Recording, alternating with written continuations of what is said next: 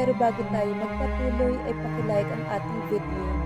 Ganun din ang subscribe button, pati na rin ang bell icon para lagi kayong updated sa mga parating ko pang mga uploads.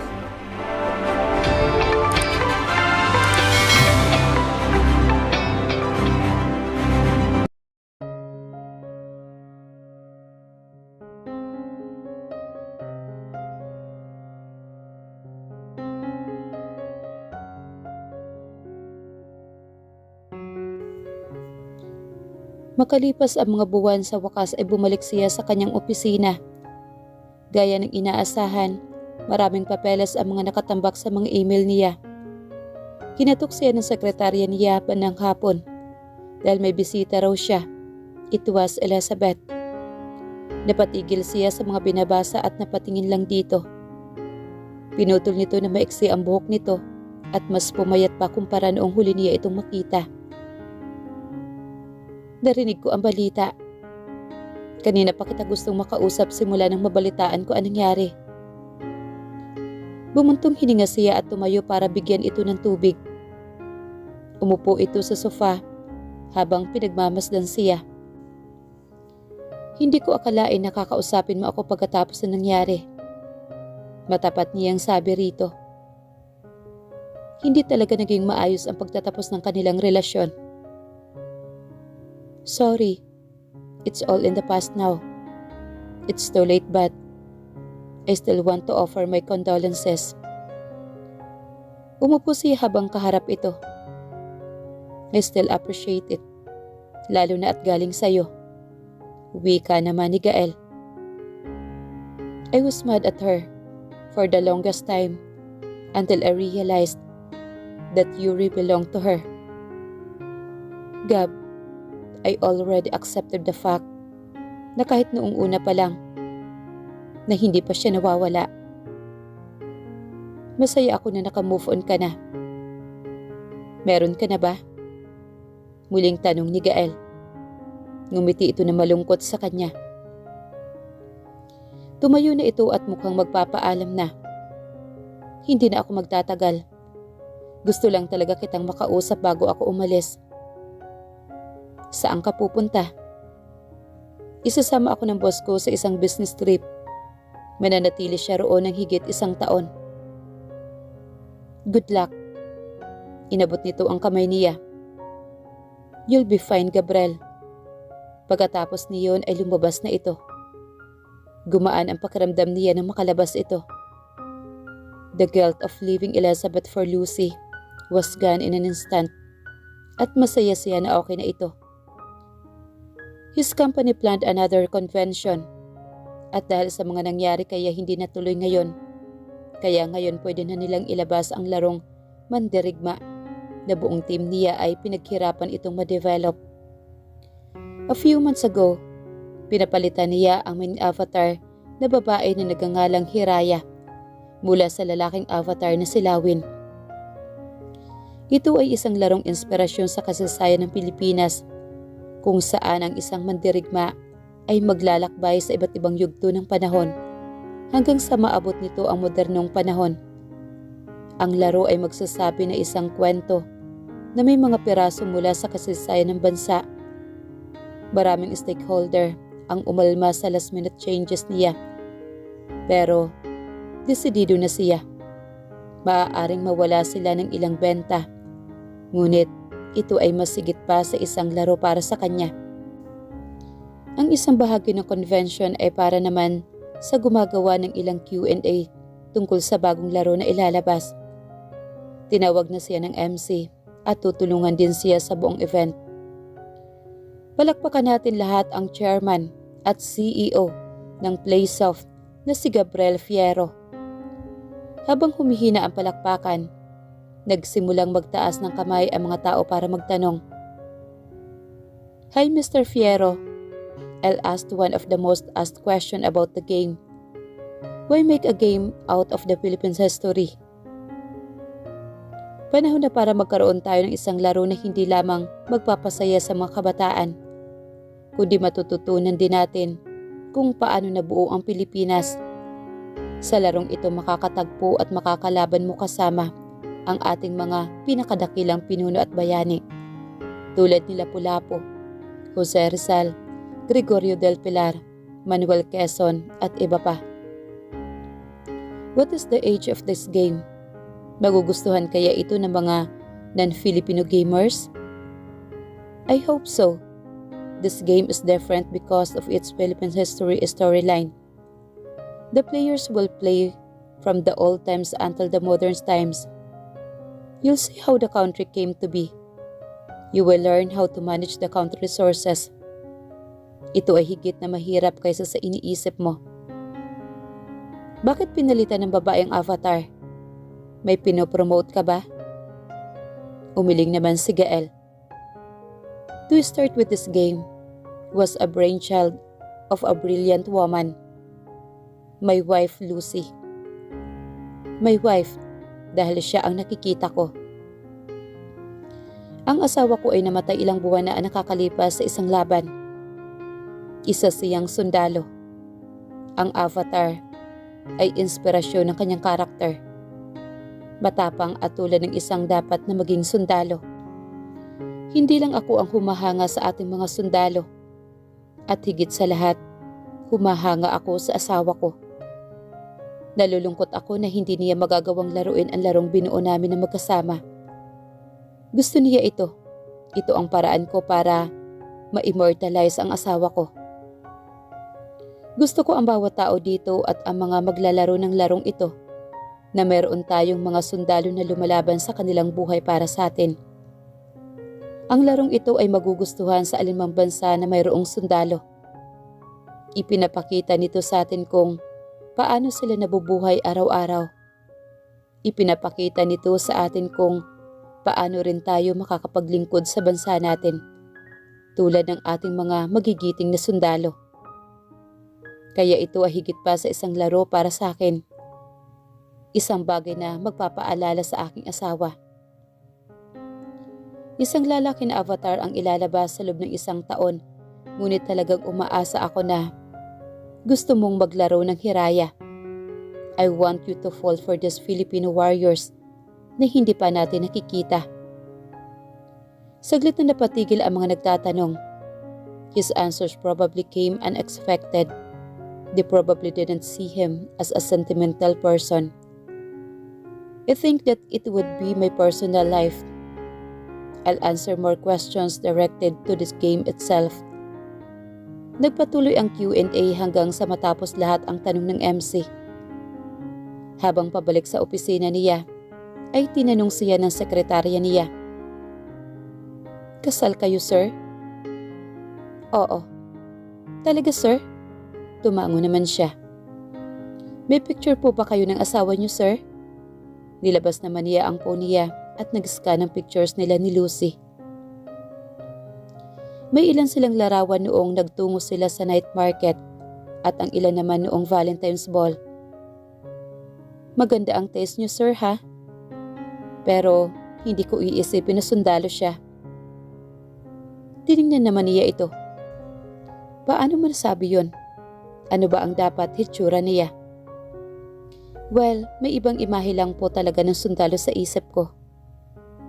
Maaaring magmukhang glamorous ang sundalo kung gusto nila. Pero hindi naman nila kailangan. Yun ang sinabi sa akin ni Lucy. Grabe, sir, no? Sayang hindi ko po siya nakilala. Hinaplos niya ang litrato nito. Yes, she is a great woman. Habang nasa opisina ay nakatanggap siya ng tawag mula kay Simon. Hey, pasensya na sa abala. Available ka ba? Para sa hapunan. Birthday ni Dad. Oh, sure. Bago pumunta sa bahay ng mga De Salva ay bumili siya ng cake at laruan para kay Eliazar. Pagkarating niya sa bahay ng mga ito, ay patakbong pumunta sa kanya si Eliazar. Kinuha na lamang ni Simon ang dala niyang cake. Hey! Ipinakita niya rito ang laruan. Pero niyakap lang siya nito na mahigpit. Nilagay na lang niya iyon sa tabi at niyakap din ang bata. Hinahanap ka niya. Tumayo siya habang karga ang bata. Bakit naman po niya ako hinahanap? Nagkibit balikat naman si Sarina. Marahil pakiramdam niya ay ligtas siya sa tabi mo. Hindi ko po alam pero masaya ako na napapakalma ko siya.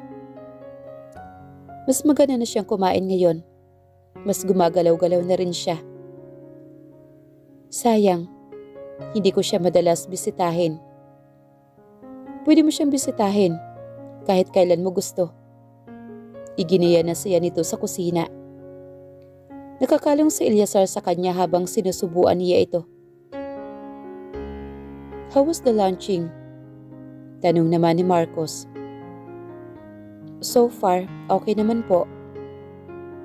Si Lucy po ang nakaisip niyon. Kaya tama lang po na nakapangalan ito sa kanya.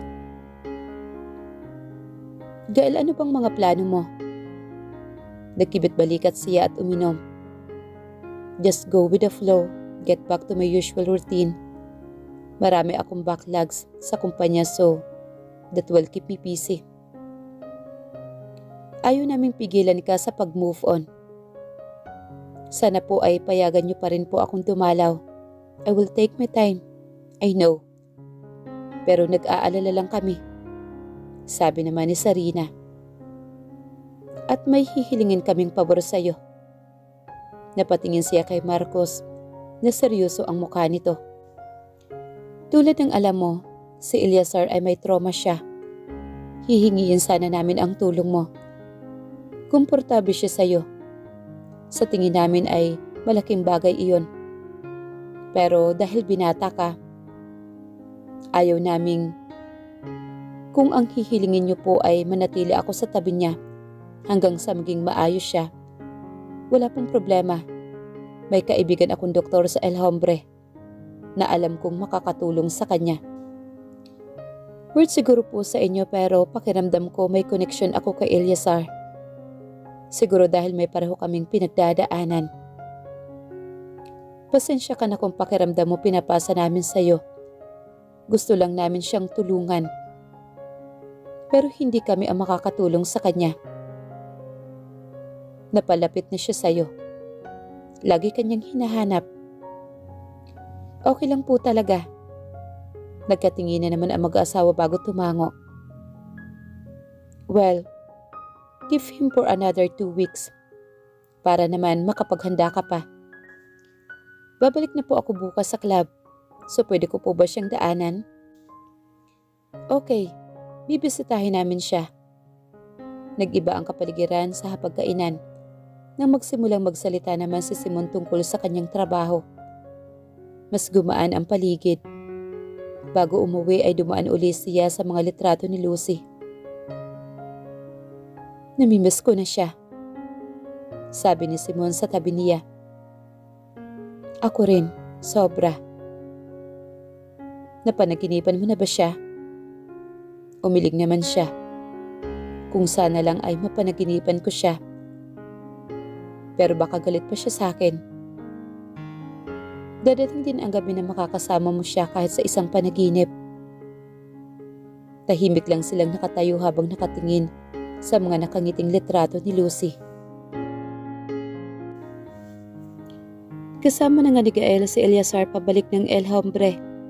Uuwi siya sa Metro Manila kada 2 linggo. Kaya maidadaan niya si Eliazar pabalik. Nawalan ito ng malay sa tabi niya. Hindi raw muna ito pwedeng isakay sa helicopter dahil baka matrigger dito ang mga nangyari noong mailigtas ito. Hindi naman sila nahirapan na pasamahin ito sa kanya dahil kusa namang pumunta ito sa kanya. Nang makarating sa club ay pinasuot niya ito ng jacket para hindi ito malamigan. Dumaan muna sila sa Drunk and Sober dahil baka gutom na ang bata. Sir Gael? Ngumiti siya kay Abby na nasa likod ng counter. Hi, kumusta? You look good, Sir Gael. Welcome back. Dumako ang mga mata nito sa batang buhat niya. Hindi ko siya anak kung iyan ang iniisip mo. Natatawang sabi niya rito. Siya ang batang iniligtas ni Lucy mula sa kanyang misyon. Aampunan siya ng mga magulang ni Lucy. Pero kailangan niyang sumalang sa ilang treatment dahil sa trauma na. Kumukonsulta ako kay Vincent. Kukurutin sana nito ang pisngi ni Eleazar, pero kumapit na mahigpit ang bata sa kanya. Mukhang nakuha naman nito ang reaksyon ng bata kaya naman lumayo na rin siya. Sige sir, libre ko na lang po ang kakainin niya. In-order na niya ang dapat kainin nito. Okay sir, hatid na lang namin sa table niyo. Salamat. Nang dumating ang pagkain ay nagpakandong sa kanya ang bata at nagpasubo rito. Pagkatapos ay pumunta na sila sa bahay nila. Tapos na niya itong iparenovate.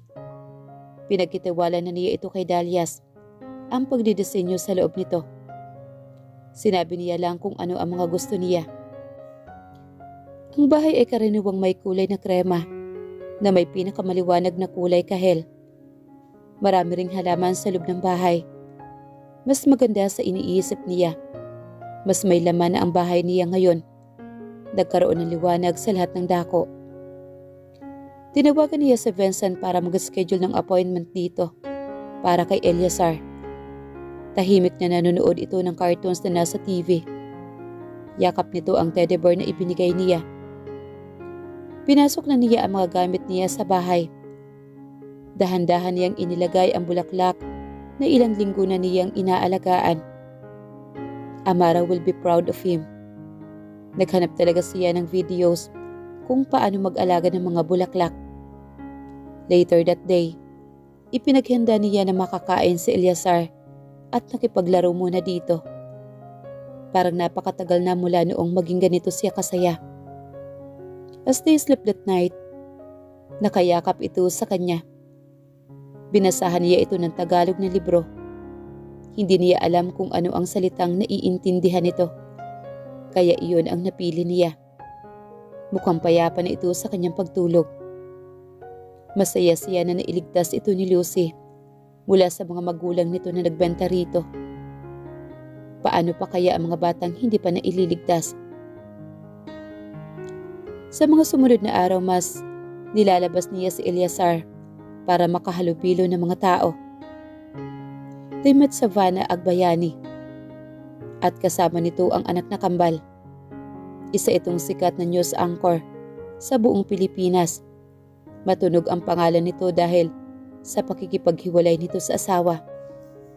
Mukhang nasa club sila para magtago sa parehong industriyang pinagtataguan niya kung saan ay ang mga press. Nang makilala ni Eleazar si Naomi at Noah, ay agad itong nakipaglaro sa kanila. Kahit hindi ito nagsasalita ay kinakausap pa rin ito ng kambal. Mabuti na may mga bata na rito na kaedad nila. Ngumiti naman siya sa babae. Kailangan ni Eleazar na makakausap. Pwede ka bang malaman kung bakit siya, Pipi? Sa palagay namin ay natroma siya. Pinagbili siya ng ina niya sa isang sindikato. Sa tingin namin ay matagal na siyang inaabuso bago pa siya maibenta. Baka iba ang wika na kinagisnan niya. May kilala akong child psychologist. Kinukuha ko rin siya para sa mga anak ko. Hindi nila sinasabi pero pakiramdam ko. Dinaramdam nila ang paghihiwalay namin ng daddy nila. Napatingin naman siya rito. Nakaramdam din siya ng awa. Hindi niya alam ang totoong kwento nito. Pero alam niyang mahirap para dito ang responsibilidad sa kambal ng mga ito. Hindi sa nakikialam ako pero bakit ka nakipaghiwalay sa asawa mo? Nakilala ko na siya once dahil nag-cover siya ng convention namin noon.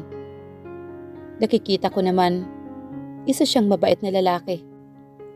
He cheated on me with our boss. Can you believe that? At sinubukan pa nilang pigilan ako makipaghiwalay sa kanya. Nanganganib ang trabaho ko. At hindi rin ako makahanap ng lawyer dahil masyado raw public ang kaso ko. Kailangan mo ba ng magaling na abogado? I don't know where to find a good one. Parang hinaharang pa ng 2 taksil na yun ang mga abogadong pwede kong lapitan. Kinuha niya ang wallet, ang calling card ni Attorney Laura. Eto, binasa nito ito at nanlaki ang mga mata. Naririnig ko na yun tungkol sa kanya pero parang lagi siyang busy. Kung naghahanap ka ng magaling na annulment lawyer, Siya na. Na-avail ko na ang mga serbisyo niya minsan. Oh, may asawa ka na? Tumango naman siya. Nagpakasal ako sa isang dakilang babae. Saka bakit ka humiwalay sa kanya? Handa na ako magpakasal sa iba. Sa hindi inaasahan, I fell in love with her. And it was the best feelings. Dahil sa pagkakamali ko, nawala siya sa akin. Kamamatay lang niya few weeks ago. Kung mababago ko lang sana ang lahat, ang hindi gawin ang mga bagay na ginawa ko. Nakatingin lang sa kanya si Savannah. Nakikita niya ang simpatya sa mga mata nito. Tawagan mo na si Attorney Laura. Alam kong masaya niyang tatanggapin ang kaso mo. Lalo na atak silang asawa mo. Napangiti naman si Savannah. Masaya akong nakilala kita. Makakalaya na rin ako sa walang hiyang lalaking yun. Napatakip ito sa bunganga nang ma-realize na kasama nila ang mga bata na mukhang may mundo naman. Sorry. Sana maging maayos na ang lahat para sa'yo. At sa'yo rin. You know what? Kung hindi ka pa nakaka-move on sa asawa mo, maybe you should forgive yourself first. May mga pagkakamali ka, oo. But the end of the day, what matters is that you learn to love her. Iyon na lang ang magagawa mo. Ngayon para sa ikatatahimik ng isip mo. Nakangiti siya habang tumatango rito. Pinagmamasdan niya si Eleazar habang nakikipaglaro siya sa mga bata. Siguro yun talaga ang kailangan niya para makapag-move on na rin siya. Sa mga sumunod na araw, magkahalong trabaho at pag-aasikaso ang ginagawa ni Gael. During their appointment with Vincent, marami raw posibleng cause ang mutism ng mga bata. May chance raw na talaga na kaya hindi nagsasalita si Eleazar ay dahil sa matinding takot o hindi lang talaga nito gustong magsalita. He recommended a doctor na pwede nilang bisitahin. Baka kakilala iyon ng psychologist niya. Pagkatapos niyon ay ipinasyal niya si Eleazar. There was an improvement. He was making sounds now. Depende sa mood nito, ay nagbabago ang tono ng mga ungol nito. Their 2 weeks in the club are almost over. Ibabalik na niya si Eleazar sa bahay ng mga De Salva. Ramdam niya ang maayos na relasyon na nabuo nila. Hindi ito lumalayo sa kanya. Gusto nitong nakikita siya palagi. The day before they leave for the Metro Manila, humahangos na dumating sa bahay niya si Rusty. Matagal na niyang hindi nakikita ang Asian Prince. O bakit parang hinahabol ka? Andito ako kaagad na marinig ko ang balita. Kumunot naman ang noo niya habang nakatingin dito. Anong balita? Tungkol kay Lucy. It has been 8 weeks to be exact. Ngayon lang talaga nakarating dito ang balita. Rusty, it has been weeks since that happened. Alam ko, nakarating agad ako dito pagkalabas ko ng palasyo. Nagkibit balikat naman siya. Okay, no problem. Bakit ba parang nagmamadali ka? Mukhang galit na galit naman si Rusty. Sabi nila, hindi nila nakita ang bangkay. Yeah, pero malaki ang posibilidad na hindi siya nakaligtas sa pagsabog. Umiling-iling naman ito. I can find her. Rusty, may binigay ako sa kanya, Gael. May tracker ito. Ibinigay ko ito sa kanya bilang tanda mula sa akin. Bakit mo siya bibigyan ng nakakatakot na tracker? Mamaya mo na isipin yan. Kailangan nating tawagan si Ryan. Tiningnan niya si Eleazar na natutulog. Hindi ko siya pwedeng iwan. And Rusty, it has been a week. Ano ang mga pagkakataong May posibilidad, Gael, na nasa labas pa rin siya hanggat nasa kanya ang bagay na yon. Tinawagan na nito si Ryan. Napailing-iling na lang siya. Ayaw niyang umasa. Ang pagkawala ni Lucy ay unti-unting pumapatay sa kanya. At ang isipin na maaaring buhay pa ito. Makalipas lang ang ilang minuto, dumating na din si Ryan sa bahay niya. Dala nito ang kanyang laptop.